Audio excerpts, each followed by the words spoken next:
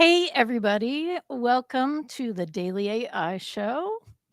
What if your next challenge with AI that AI is setting up for us, the disruption isn't that AI might take jobs, but it might take the meaning or the purpose that you feel in doing jobs?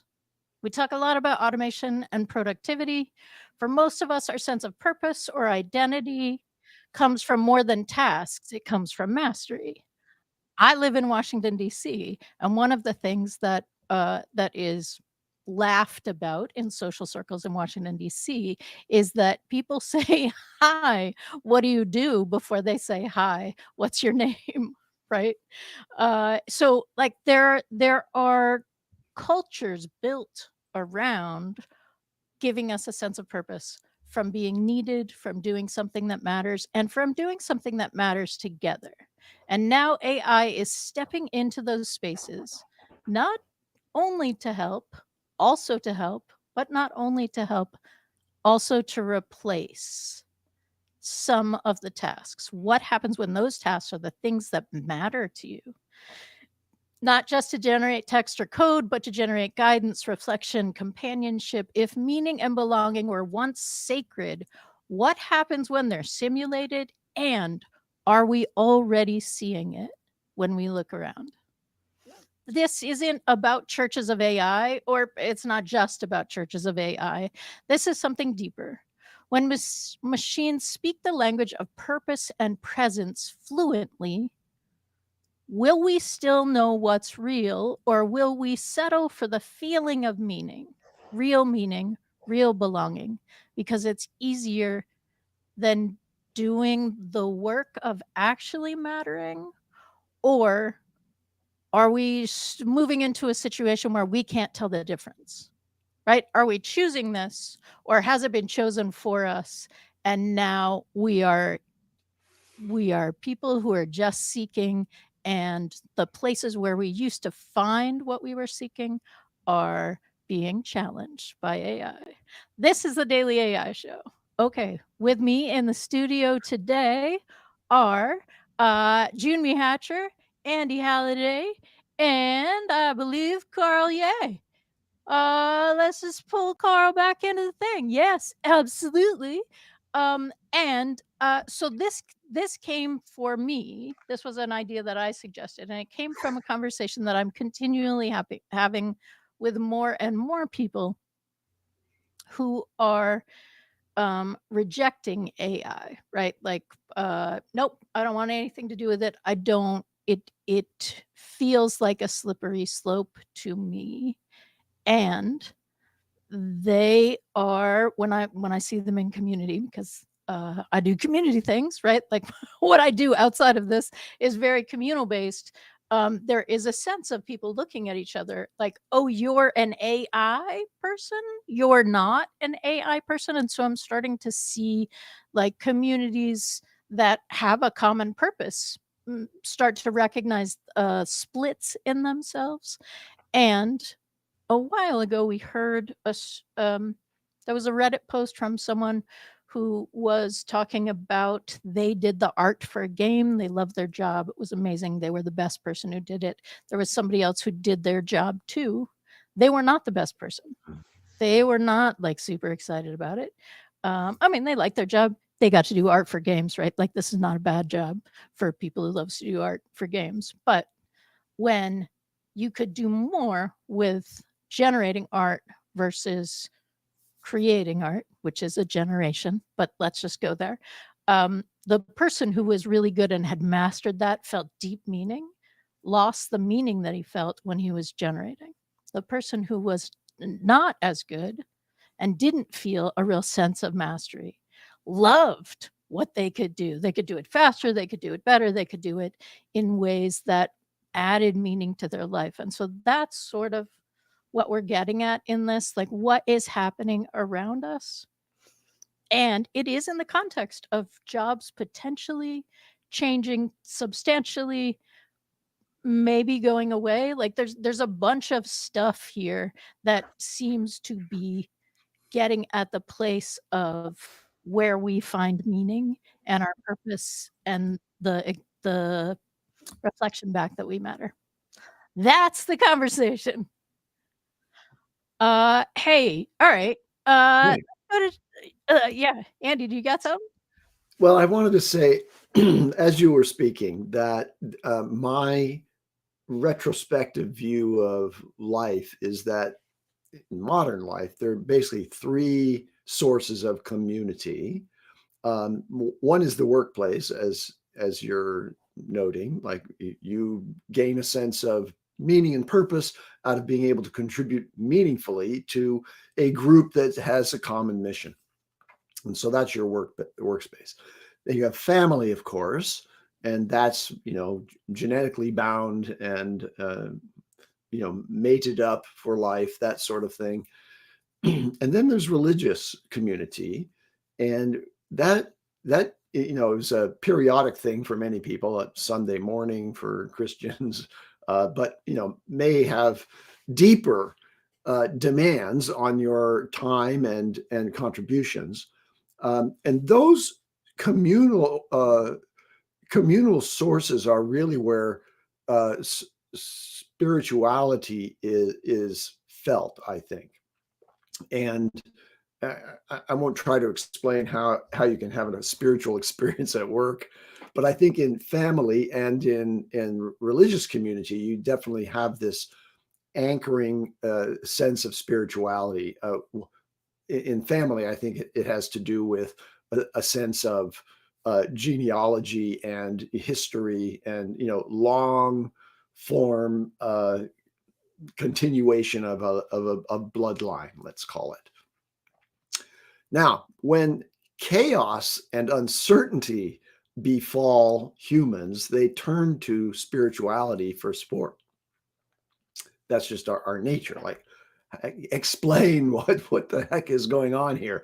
And now AI is probably the major vector for disruption of human society and community based on those three organized communities, let's call them. Okay, so now will AI be blamed for the disruption of that, and people will revert back to organizing around these tight communities, throw out work because AI is kind of disrupting that one, so you might not have that one available to you anymore. But you'll have family and you'll have religious community to turn to for support and succor, in the face of the uncertainties that are imposed by the economic disruptions. But what if you tend to dismiss the idea that spiritual experiences are interpreted only by human intermediaries, prophets, priests, monks, etc., and instead you find spiritual guidance and wisdom and inspiration from interactions with AI.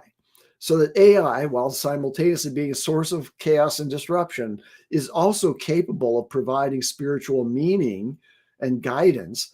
And humans have an uncanny ability to ascribe divine source to any kind of sign. Oh, that bird flew by. that must have been a message from the universal divinity that I need to get going or whatever. So that can happen with AI as well. Like, it's kind of a random generator in some respects, but something tipped the electrons in a certain way that wanted to send this message to me. And so I'm going to have a belief around the essential truth that is being delivered by a spiritual guru or guide. Now, there are examples of AI systems and products and services out there right now that are appealing to a spiritual kind of thing. And we can kind of enumerate those later in the conversation. But I've spoken long enough, but I wanted to give you that flavor of what I'm thinking about when we talk about AI and spirituality. Nice. Thanks, Andy. Andy, in many ways, often serves as our contextualizer, and we appreciate that. Jimmy, what are you thinking about this? Well, I wanted to highlight part of what Andy was talking about in terms of those third spaces, right? So the concept that humans and modern humans or modern people need some place that's outside of their other daily routines, a different space. And spirituality and spiritual community groups fall within that third space. For others, they seek more interpersonal connections, or community building around a shared theme or interest, or anything like that.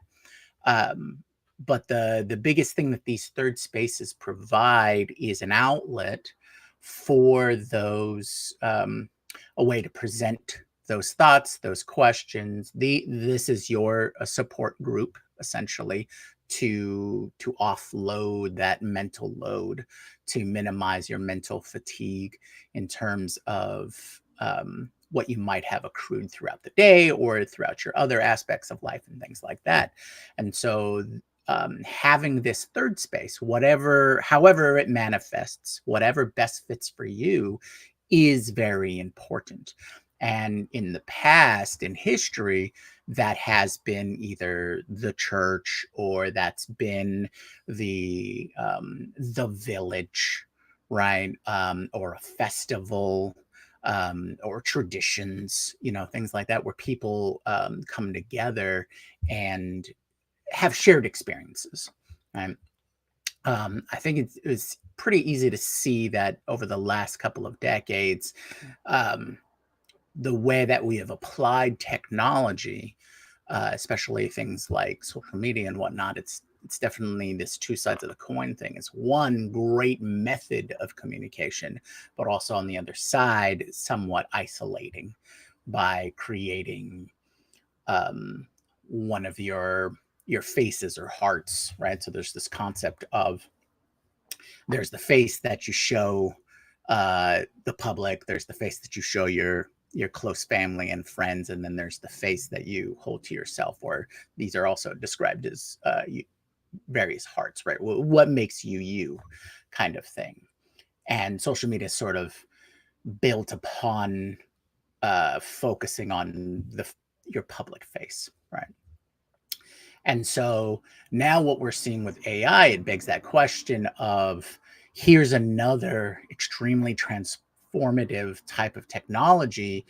And it's so, it touches on so many points, and it'll affect nearly everything that we do. Um, do and how do we use it to enhance or improve the things that we need as people, right? How does it improve the third space?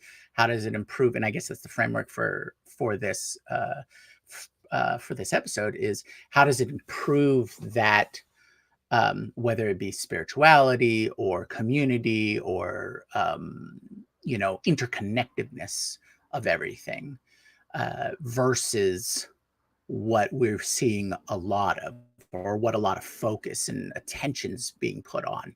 And this is like Andy, like you said, about the disruption in work, in jobs, that workspace, or disruption in what are what I would argue is what's at the concern of, or what's at the forefront of most people's minds, day in, day out. How do I take care of my family? How do I take care of myself? How is this going to affect my life? How is this being used by other organizations or groups that's going to affect my life?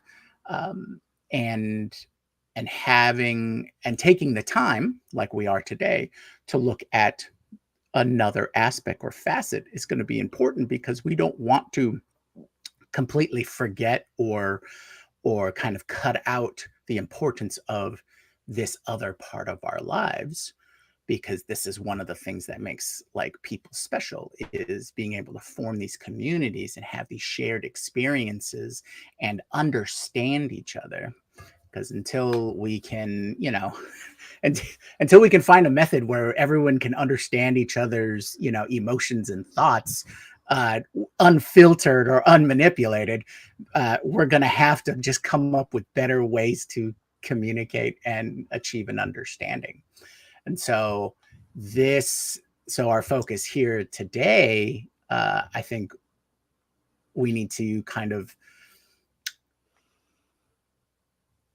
maybe highlight the benefits of what AI in the third space could be. And so that's kind of the things that I'd like to think about and work out. Cool. Carl, I want to get you in the conversation because I know you need to bounce at some point. But how are you, Jumi and Andy, have sort of set up the ideas of ways we engage in meaning making and family work and third space. And I'm curious about how you're coming to this. Because I know you devote a lot of time to your family. You devote a lot of time to your business, and you play hard when you play. So, how is this hitting you? When Andy was talking about the different types of like your sense of purpose, it got me to, and I think he explains it so much better than I can. So I do want to play this clip. It's Simon Sinek talking about how Gen Z copes with stress. I don't know if any of you've seen it, but it's so, to me, that it kind of speaks to what you both are talking about and how the changed society has actually made essentially work become the place where you find all these things for a lot of people. Yeah. So just, do I have to share it again? Nope. Oh, there it is. There you are. Yeah. Cool. For better or for worse, the changing nature of what work has become in our lives. If you go back a bunch of decades, it used to be that you got your sense of purpose from church, you got your sense of community from bowling league, you knew your neighbors, you barbecued with them on the weekends, and work. I was loyal to work, and work was loyal to me.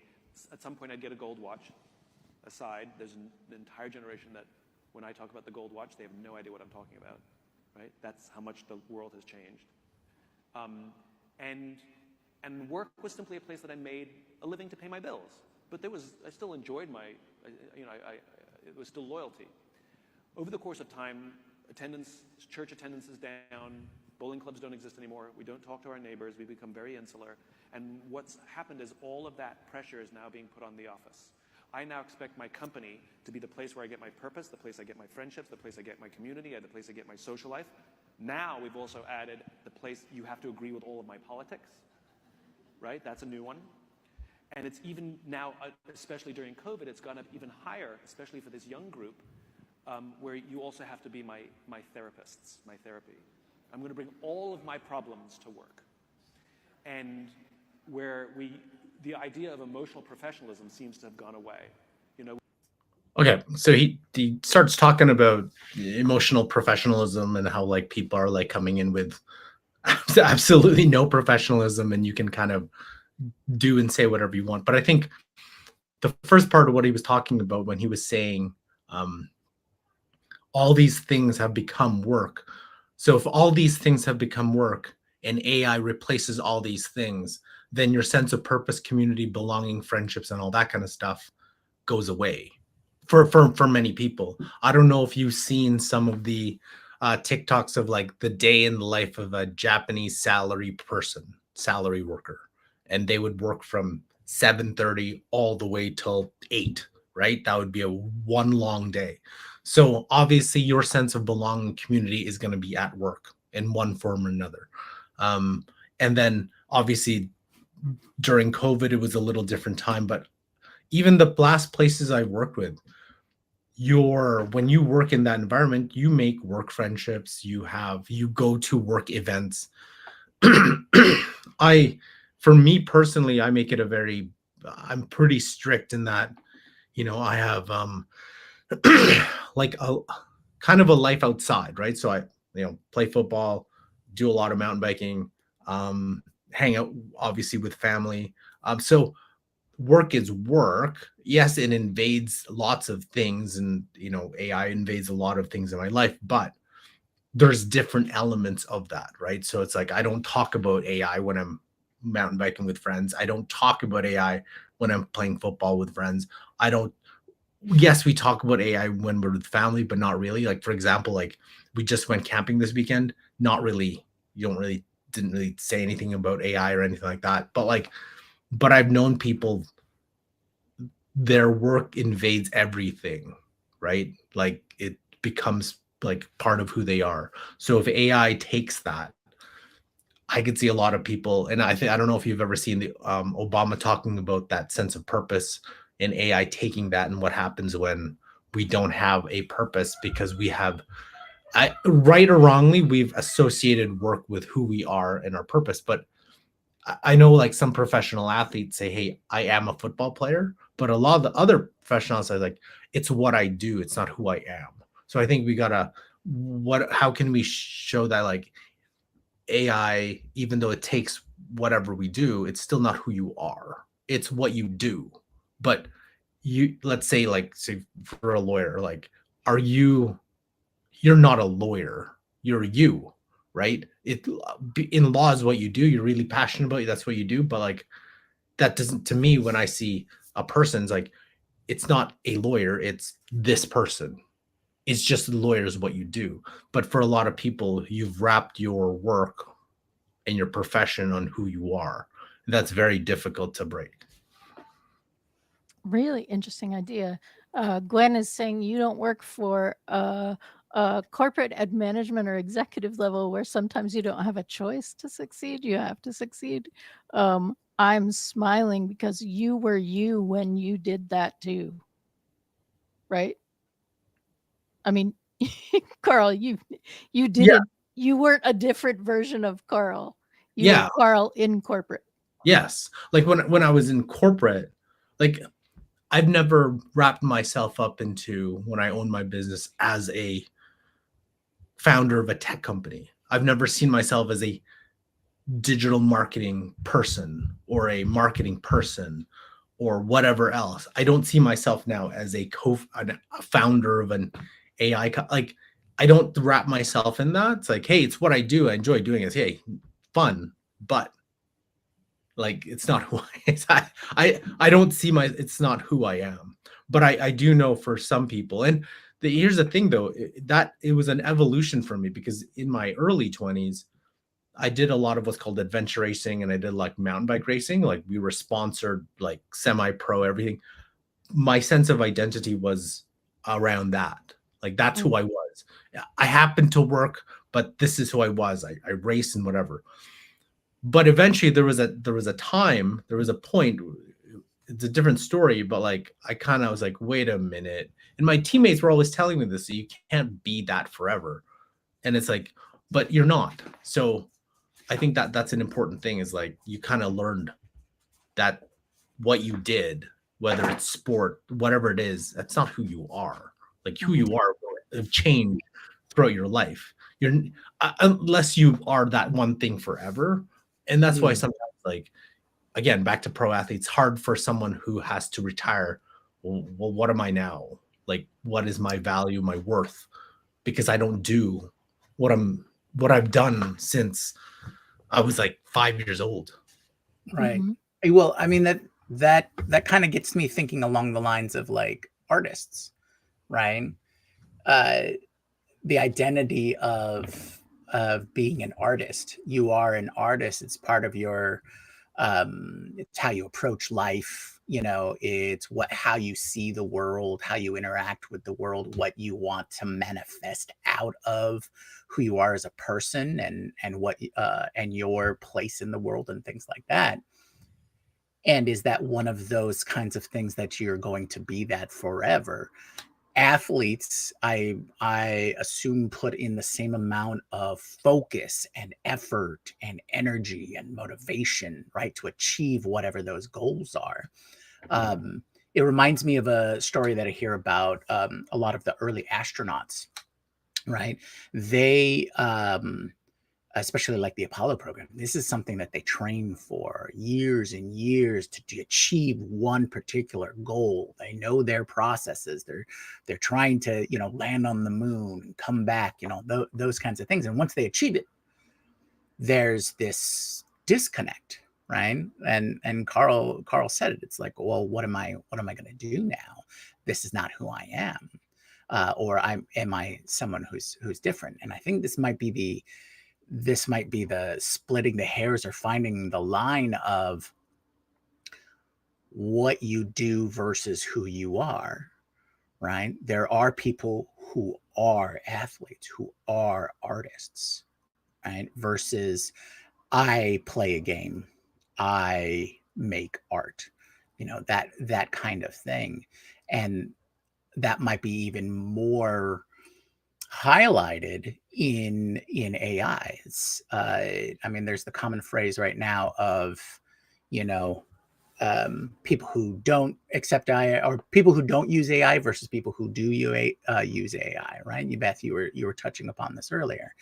And if you're in the AI space, if you're in this bubble, it makes all sense. And if you're outside of this bubble, it doesn't make sense. How is AI going to enhance, or is it going to is it just going to make things worse in the sense of losing that identity? And I guess this kind of goes to the larger question, is defining or asking yourself who you are or what do you want, kind of these two juxtaposing type of philosophies, right? What do you want? These are goal-oriented. I'm trying to achieve this kind of thing. Who you are is purpose, personal satisfaction, being satisfied with who you are as a person within the universe, those kinds of things. And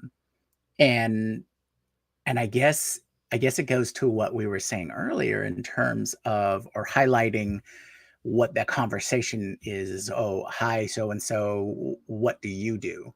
You know, that question, instead of saying, hi, I'm so and so, who are you? You know, trying to find out that that personal connection, or identify who this person is, or who this is as a person. And I have a feeling that it goes back to things like this, and in AI in particular, this technology has the ability to be a fantastic boon for humanity, but it also has the ability to be extremely dangerous, right? And I think when we compared AI to the Industrial Revolution or the Agricultural Revolution, or any of those kinds of touch points in our history, I think we do that so that people kind of understand, they have a framework of how large this was, or how large this is going to be. And perhaps this comes from being more evangelical about AI, being an evangelist, saying, hey, pay attention. This is going to affect you. And if you don't pay attention, you're just going to get mulled over, you know, that kind of thing of, but it's not all doom and gloom. Don't think it's just going to be the end of the world kind of thing, because if you do, you're going to get stuck down that path, right? I think what this is all really a call for is being more proactive, right? Mhm. A lot of the things that we've seen over the last couple decades have been, this has happened and now you have to adapt. This other thing has happened and now you have to adapt. This pandemic happened, now you have to adapt. this economic crisis happened and you have to adapt. And I think the message out there is, hey, pay attention to this now so it doesn't happen to you. You are proactively adjusting to it. Now, to tie that back into what we're talking about, AI as our alternate source of something that we want from a community, I think being proactive to find those spaces or use AI or identify how AI may affect those spaces and what you and your communities need out of it. I think that's kind of one of the things that we should talk about today. It's like, what are these proactive approach that we can take to help define these areas, whether it be a church of AI, whether it be AI in our interpersonal spaces, AI in our personal spaces, and things like that. I get all that. I'd like to change into a little bit of a slant toward what it is that provides us as humans with a sense of meaning and purpose in life. And I'm going to generalize it by saying, if you are feeling like you make a contribution, that you're valued as a contributor in your family, in your workplace, or in your religious community, I think that gives you a sense of kind of virtuous, role in those communities, and that gives you a sense of purpose and a reason to show up. Right? Oh, I've got to show up. I've got to continue on this struggle of life because I'm really giving something back. Now, I think it's a little interesting that my experience of my relationship with AI is I don't give anything to AI. AI gives to me. And yet I have a very daily and deep exchange. I'm interpersonally interacting with AI characters, if you will. And so I have a kind of a rich human experience in dealing with AI because it's satisfying intellectually and in terms of productivity and in accomplishing things for me. But I don't feel like I'm actually contributing anything. The only way I feel a sense of meaning and purpose is if I use AI to contribute to other people. So, one of the things that we as the Daily AI Show do is we try to share the accumulating knowledge that we have about AI. And that gives me a sense of some, meaning and purpose, although it's ghostly. We have our community and we know their names and we interact with them in the chat and on the community platform. And so there is a convening of humans in that sense. But back to the point about meaning and purpose, the sort of Greek philosophical approach to that was that a virtuous life or a flourishing life was something where you have an Aristotelian expression of it was the exercise of vital powers. So you're living and producing, the exercise of vital powers along lines of excellence, or you're doing it well, in a life affording them scope, which is, I think, a way of saying, well, if you're stuck in a backwater somewhere, your life isn't affording the scope that's sufficient to really allow you to exercise those vital powers well. And I think what we face spiritually as humans and when I say spiritually, I'm going to just confine it not to any sense of religious belief, which I don't have, but rather this idea of meaning and purpose in our lives.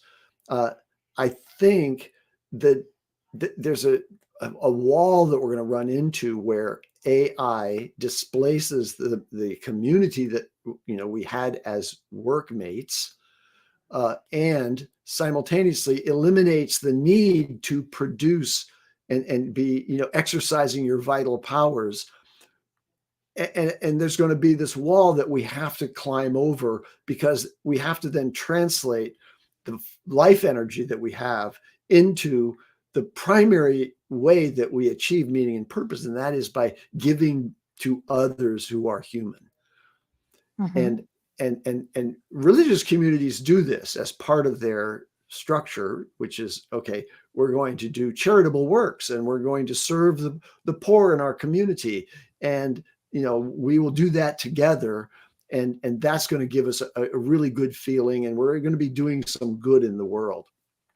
At the same time, religious communities can be exploitative and exacerbate the income inequalities that you see in these mega churches, where they're flying jets around, and they have 2 jets for the thing, and that's all justified in this nonprofit organization, because this is an abundance evidence that shows that we're truly the children of God. At least the prophets in those evangelical churches are, not necessarily the communal group that is funding all of that. I'm So sorry, go ahead. So that's an interesting point, because there are echoes. I'm hearing echoes of what you're saying in the we're inside the bubble conversation, right? Are we chosen or choosing? I'm not sure that matters, but I'm realizing that the 3 of us and the show in general, we are literally the like a self-imposed bias. We're having a conversation about what AI, like how do we create meaning around AI, and we've all agreed to create meaning around AI to a certain extent by creating the community where we can embrace coming together to share what's happening, share what it feels like, what's happening, where are the resources, what are we things we see as possibilities. We hear you guys, and we are that we are that third space for each other. But it is, I'm in the right place at the right time. I'm in the right place at the right time with being able to recognize it, right? That's not very far from AI wants me to be successful. God wants me to be successful, right? There's a reason. And actually, I'm woo enough to say I do think there's a reason that I am in this place with my skills and awareness the way that I am right now. I also see the world as an artist, Junmi. So I don't so I have a different sense of success. And I'm not opposed to success being um, uh, a challenging idea that affected people, that maybe did not make me beloved to massive amounts of people, but it had an impact, it had an effect. Um, I like that. If we look back at sort of memes of traditional religion, right? The sky is falling, the sky is falling. You need to do these things so that everyone will be safe. There is definitely going to be a feeling, whether it's because of AI or any of the millions of other things that are happening in our world that make it feel like things are changing in ways that feel destabilizing, even if it's not literal instability. And I don't know, is that a distinction? If you feel that something has destabilized you, has it? It probably has. But if we're in that kind of situation, people do search for why this is happening and what I can do to make that feel like it's meaningful. I'm having a memory in my head. I don't know any of you who are dog owners. We've had several dogs that had challenges with thunderstorms. And what you see if you're watching your dog who's having a challenge with a thunderstorm is they'll go to the safe place, right? They'll go to a safe place, and the next thunder clap will happen, and the dog will be like, well, that seriously didn't work. So now I'm going to go to the other safe place, right? And to a certain extent, we are like just on the edge, skating into the kind of thing where we may start to see people in a way of trying to find the thing that's going to feel confident, that's going to feel meaningful, that's going to feel those sorts of things. Because the other thing that was happening in the chat was, if we are providing resources or engaging in taking care of people, helping people, and that isn't a predictable experience, it's an episodic experience, but I maybe don't feel like I can count on it anymore, does that impact my sense of purpose and meaning and the way that I feel like I can rest on this? I said a lot. Do something with it. Give me a framework. That last thing you were talking about. Give me a framework. It'll be easier for me to digest if I have something to lattice to build off of. Like an example. Like an example of like, I am really good as a prompt engineer. I can write really great prompts. Let's say that that's the thing. But prompts, and like, there was a time when it looked like, ooh, you can make $300,000 a year writing prompts for corporations. Ooh, that's gone away. Ooh, it's coming back because actually it's more important. Ooh, no, right, there's like that kind of thing. We could also look at it in terms of climate and what's happening in places being livable and maybe moving into a place that's not livable, right? Everything prior to this says this place is livable, it's good, no problem. No fires in 250 years. 2 fires in 5 years, not livable anymore, right? Florida can't get insurance in places because insurance thinks it's going to flood, because it seems like maybe it's going to flood in some of those areas. Those kinds of things create an instability with just episodic experiences. Mm-hmm. That's what I'm saying. Does that help? So the question is, does AI provide us an opportunity to move through these episodic experiences? I think AI provides the episodic experiences, but also it's the response. This is an improv thing, right? The thing happens. It's not the full definition of the thing. It's the response to the thing that actually starts to define the thing. So AI is creating this challenge for us. And what we are talking about is how people are responding, how governments are responding, how work is responding, what is happening in that. And that isn't one response. Can we predict? Can we predict enough to set a path for ourselves? In the sense of we wanting a certain outcome, absolutely. We can always take that. That goes back to being proactive. We can take steps that are going to help us achieve a certain goal. I mean, I think that's human 101. We want something else. We want those pyramids built, we want that canal dug, those kinds of things, because we know that will increase trade, and trade is good for, building up an economy and bringing in things that our people need, and, those kinds of things. And so I think we can be predictive in the sense of, this is our goal, and we predict that once we've achieved this goal, these kinds of things will happen, X, Y, and Z will happen. Can we tell the future of what's going to happen, like from this point forward? I don't think we tend to be able to do that. It's from specific points that we try to achieve.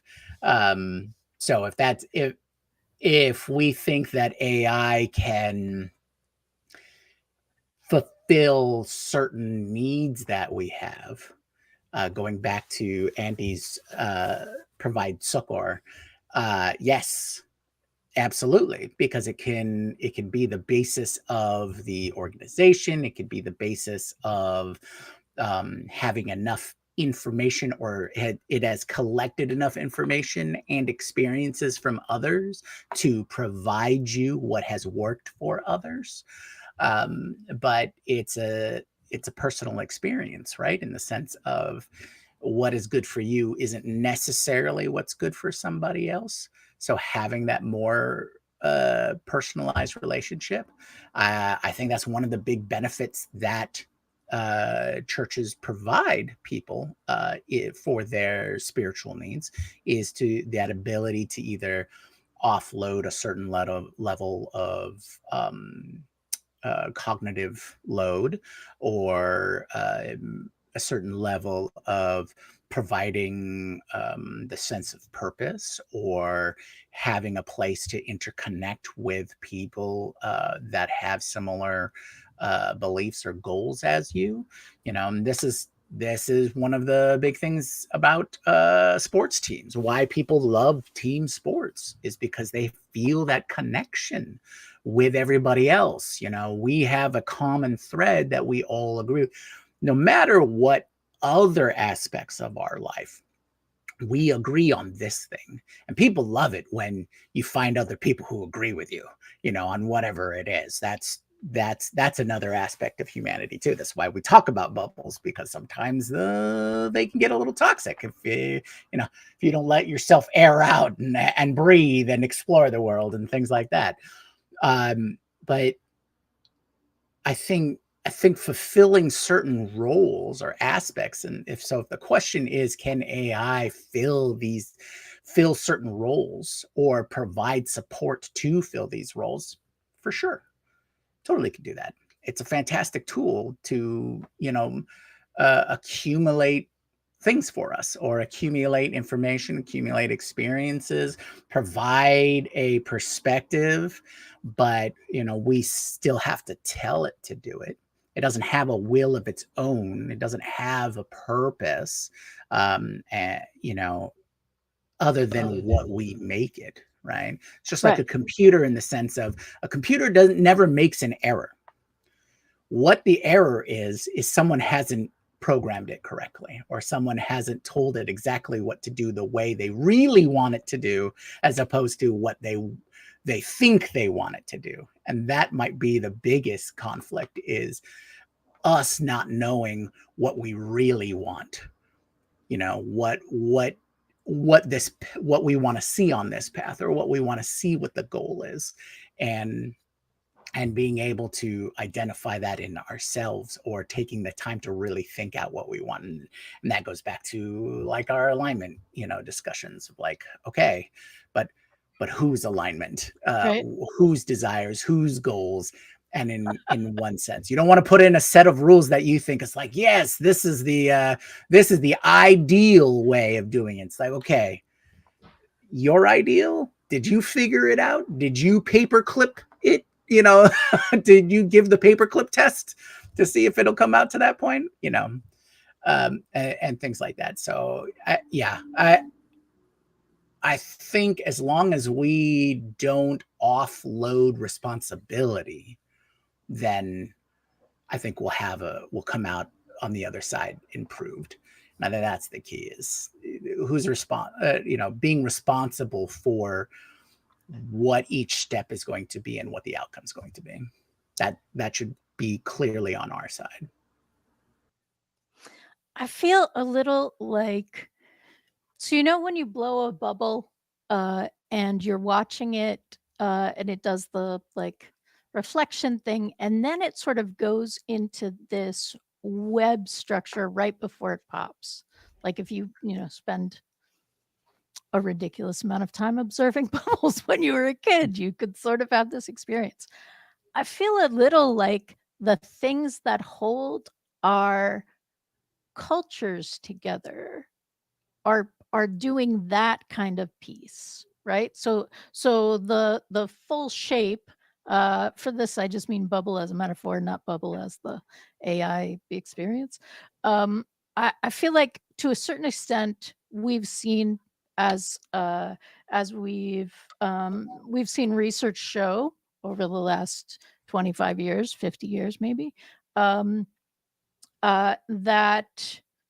the sorts of things that hold societies together, those third place engagements, those like extended family kind of units, are starting to be a little bit more brittle. And so part of what I'm wondering is, these things still happen, but are we not seeing who's falling through the cracks because we're not engaging with them anymore, right?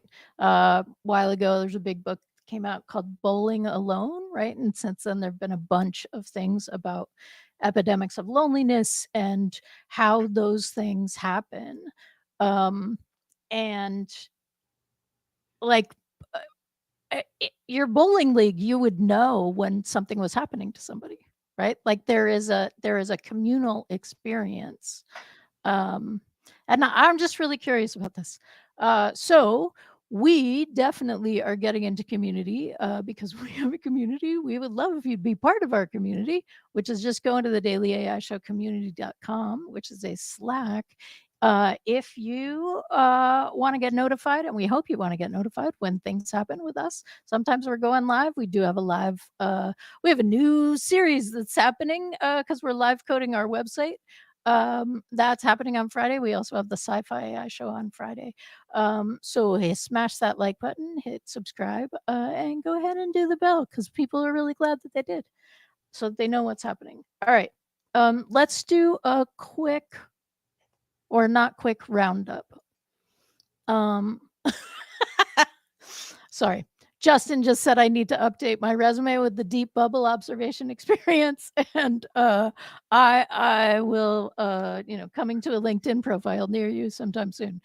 What are we taking away from this? So we started with looking at the two pieces for this premise, which is for humans, it is important to feel like they have a sense of meaning, and they seek it if they don't feel it, and feel like a sense of belonging, specifically in community, right? So there's like I'm here for a purpose, and then I'm here in community in a way that I matter to the community as well. Where are we in terms of ending the conversation and taking away in that context? I have a kind of a final thought, which is I think that human evolution developed intelligence, this level of intelligence that makes it possible to create AI and to have AI then absorb the collective human intelligence in a really massive way. We developed that intelligence out of survival dynamics that favored a social group and interaction and cooperation in that social group. And this exists in other species as well, that interaction. But ours, that particular line of evolution ended up with the neocortex that allowed us to do language well beyond what any other species has. And it's interesting that AI is basically fundamentally started out as a natural language processing kind of technology. So the idea of intelligence or superintelligence is married, at least in earthly experience, with social groups, right? And why that intelligence emerged is related to the social needs of survival and the social needs of the individuals to survive within that social group. And a lot of our sort of inherent programming as individual humans is designed to make us compatible with other humans in order to survive in group. Because once we are isolated, whether at an infant stage or even later in this epidemic of loneliness, that's a precursor to, decline and death. Humans don't live successfully without others. So the other thought, marry that thought with the thought that the directionality of what's happening with the emergence of AI is, in my view, one way. We've built this machine, and that machine is designed to mechanize the capabilities of humans. And it does that by mechanically hoovering up everything that we know and have as capabilities and building them into the mechanism. And this is why I kind of think there's not really a two-way exchange, although we'll be satisfied with the exchanges that we have in conversation with AI. What's really happening behind the scenes is the AI is coming to replace us, right? And so what is the recourse in society, in those collections of humans, that will help us live in that state with a cooperative design as opposed to an exploitative or domineering design of the technologies in the hands of the people who have the levers and buttons to push because they have the power and the economy. Okay, so Love it. Junmi, you have some thoughts? I'd say for the show, I think a good takeaway, or at least a good jumping off point for your own, interests, or if you're motivated to explore some of the topics that we covered, is maybe figure out what you want your end goal to be. In the context of AI, is how do you want AI to play a role or no role within your own life? What are your expectations? What do you think the realities are? But in the end, you get to decide what your level of interaction is going to be. Like you'd said from the very beginning, that there may be Amish 2.0, in the sense of, there's a new movement to just resist technology. There could be a rise in, for Luddites. There could be all these different things, but in the end, that's because people have decided this is how they're going to approach things. And so it just might be a good idea to figure out, as opposed to just, getting all of these other voices in,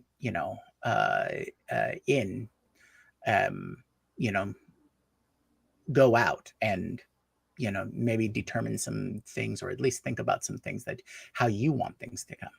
And then the next step would maybe be take steps to achieve them. But I think if at a minimum, it's a great way to explore or think about what you want your realities to be. Mm-hmm. All right. Yeah, this has been a fascinating conversation. We've had a whole conversation in our chat as well. I'm certain that's going to continue in the Slack or in the comments below. Or go talk to your people about this. Like, what are they thinking about AI? Not just as, boy, I really wish that I could figure out how to use it. I feel like everybody else is getting more value out of AI than I'm getting, and so I keep coming back to that. I'm going to master it this time, kind of thing. If you are thinking those things, this is a great show to watch. But also, part of what we see as the value of the show is to come together and go through this AI process together. So I hope you continue on the journey with us. And I think that's good. Thanks, everybody. We'll see you tomorrow. Tomorrow's going to be a fascinating show, and we will find it at the same time that you do. Or you will find it at the same time that we do. Wednesday is our new show. We moved our Microsoft show to Thursday, and Friday is going to be about ChatGPT memory, which is a mastery conversation. All right, thanks so much, and Jimmy, take us out. Aloha.